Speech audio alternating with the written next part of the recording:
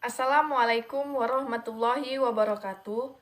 Nama saya Fadila Aulia Putri, NIM 6201210007 dari kelas IKOR A 2020, Fakultas Ilmu Keolahragaan Universitas Negeri Medan.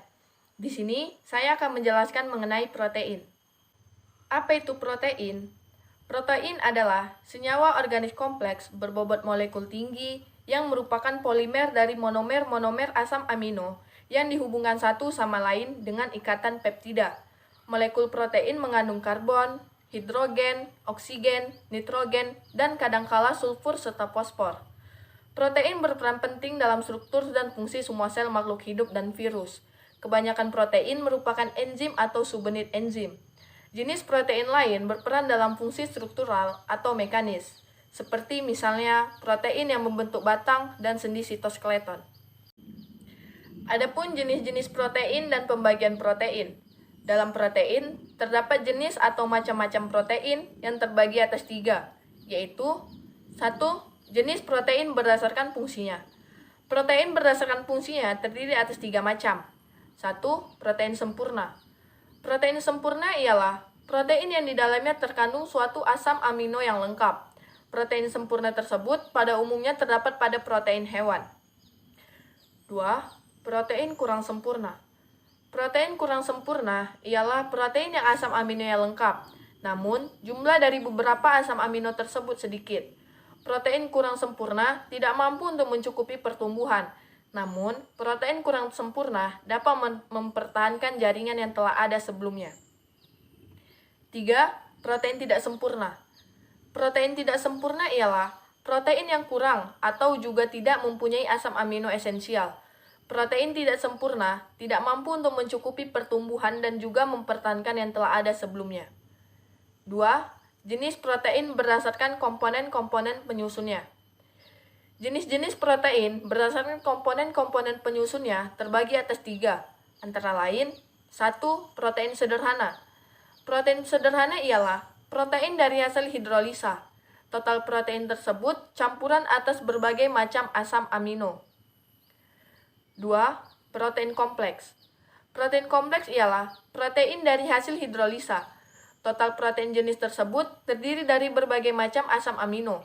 Selain itu, terdapat komponen-komponen yang lain seperti unsur logam, gugusan fosfat, dan lain-lain. 3. Protein derivat. Protein derivat ialah protein yang merupakan suatu ikatan antara intermediate produk yang terdapat dari hasil hidrolisa parsial yang berasal dari protein natif. 3. Jenis protein berdasarkan sumber protein. Protein tersebut dibedakan menjadi protein nabati dan protein hewani. Protein nabati yaitu protein yang berasal dari tanaman atau tumbuh-tumbuhan, sedangkan protein hewani yaitu protein yang terdapat dari hewan. Adapun takaran makanan untuk protein dalam sehari makan dan persajian makan. Kebutuhan protein sehari sebesar 124 gram. Protein tidak bisa masuk langsung 124 gram, tapi sebaiknya protein dibagi dalam setiap kali makan. Misalnya, sarapan. Nasi putih 2,7 gram protein per 100 gram. 1 telur rebus besar 6,3 gram protein per butir. Tahu goreng 18,82 gram protein per 100 gram tahu. Makan siang, nasi putih 2,7 gram protein per 100 gram. Ayam goreng 30 gram protein per 100 gram. Bayam rebus 3,5 gram protein per 100 gram. Makan malam, nasi putih 2,7 gram protein per 100 gram. Sayur sop 1,3 gram protein per 100 gram. Tempe goreng 20,8 gram protein per 100 gram, ikan tongkol sambal 20,95 gram protein per 100 gram. Jadi, semua total protein untuk satu hari sajian makan ini yaitu 109,77 gram protein. Asupan protein harus terdapat dalam sarapan, makan siang, dan makan malam. Jika dirasa masih kurang, protein dapat ditambahkan pada snack siang dan sore, serta sebelum tidur.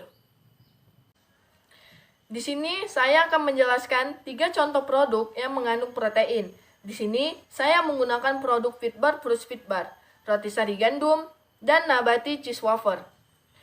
1. Fitbar Fruit Fitbar. Informasi gizi. Energi 460 kJ, 110 kekal. Lemak 3,5 gram, lemak jenuh 1 gram, lemak trans 0 gram, kolesterol 0 mg, protein 3 gram, karbohidrat 18 gram, serat 1 gram, gula 6 gram, sodium 30 mg. 2. Roti sari gandum. Informasi gizi: energi total 200 kekal, energi dari lemak 90 kekal. Lemak total 10 gram, angka kecukupan gizi 15%. Protein 3 gram, angka kecukupan gizi 5%. Karbohidrat total 25 gram, angka kecukupan gizi 8%. Gula 9 gram. Natrium 110 mg, angka kecukupan gizi 7%. Vitamin B1, angka kecukupan gizi 20%. Vitamin B2, angka kecukupan gizi 15%. Vitamin B6, angka kecukupan gizi 20%. Vitamin B12, angka kecukupan gizi 25%. 3. Nabati cheese wafer. Informasi gizi. Jumlah persajian. Lemak total 4 gram, angka kecukupan gizi 6%. Lemak jenuh 2,5 gram, angka kecukupan gizi 13%. Lemak trans 0 gram, protein 1 gram, angka kecukupan gizi 2%. Karbohidrat total 14 gram, gula 6 gram, natrium 100 mg, angka kecukupan gizi 4%. Vitamin A, angka kecukupan gizi 25%. Vitamin B, angka kecukupan gizi 30%. Vitamin B2, angka kecukupan gizi 25%. Vitamin B6, angka kecukupan gizi 25%. Vitamin B12, angka kecukupan gizi 25%. Selanjutnya yaitu protein secara general dan khusus untuk atlet serta jumlah konsumsi. Protein dibutuhkan untuk pertumbuhan, perkembangan, pembentukan otot, pembentukan sel-sel darah merah, pertahanan tubuh terhadap penyakit, enzim dan hormon, dan sintesa jaringan-jaringan badan lainnya. Protein dicerna menjadi asam-asam amino yang kemudian dibentuk protein tubuh di dalam otot dan jaringan lain. Protein dapat berfungsi sebagai sumber energi apabila karbohidrat yang dikonsumsi tidak mencukupi seperti pada waktu latihan fisik intensif. Sebaiknya, kurang lebih 15% dari total kalori yang dikonsumsi berasal dari protein. Begitu pentingnya protein, atlet disarankan untuk mengkonsumsi makanan protein berkualitas tinggi seperti pada daging ayam, sapi, ikan, telur, produk susu, kacang, dan juga biji-bijian.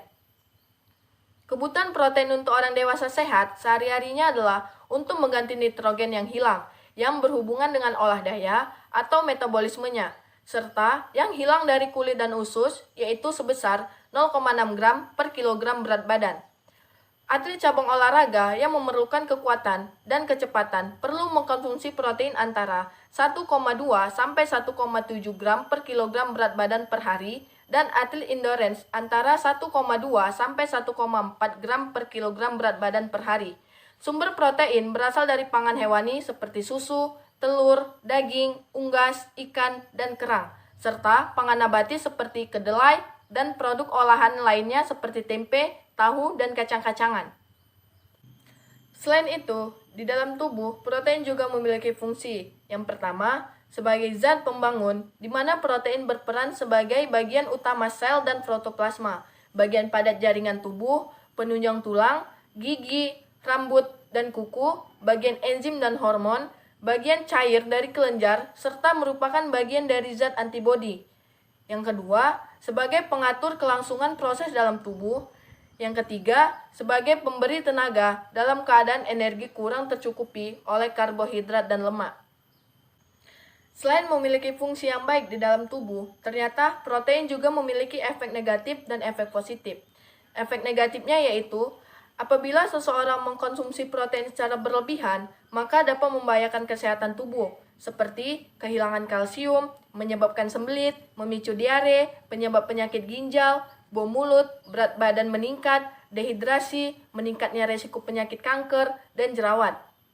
Adapun efek positifnya yaitu untuk pembentukan tulang, untuk membantu, memperkuat, dan memperbaiki jaringan tubuh, untuk membantu tubuh merasa kenyang lebih lama, dan membuat antibodi untuk kekebalan tubuh. Apa sih whey protein itu? Whey protein adalah protein yang terdapat di dalam whey, yaitu sisa susu yang dihasilkan dalam produksi keju. Jenis protein ini banyak digunakan untuk menambah massa otot. Selain itu, meminum whey protein juga memberikan efek positif dan efek negatif di dalam tubuh. Efek positifnya yaitu 1. Meningkatkan massa dan kekuatan otot. 2. Menambah berat badan. 3. Mempercepat penyembuhan luka. 4. Memperkuat daya tahan tubuh. 5. Mengurangi kolesterol dan tekanan darah.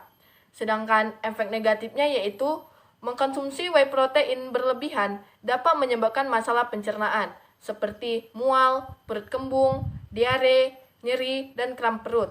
Selain itu, orang yang mengalami masalah ginjal dan hati sebaiknya menghindari konsumsi whey protein. Apakah boleh meminum whey protein setiap hari?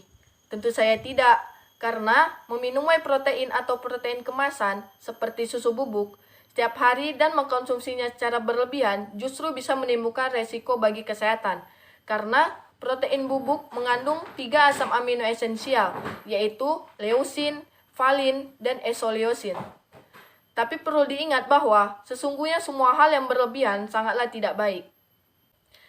Mungkin hanya ini yang dapat saya sampaikan. Lebih dan kurangnya saya mohon maaf. Wabillahi taufiq wal hidayah. Wassalamualaikum warahmatullahi wabarakatuh.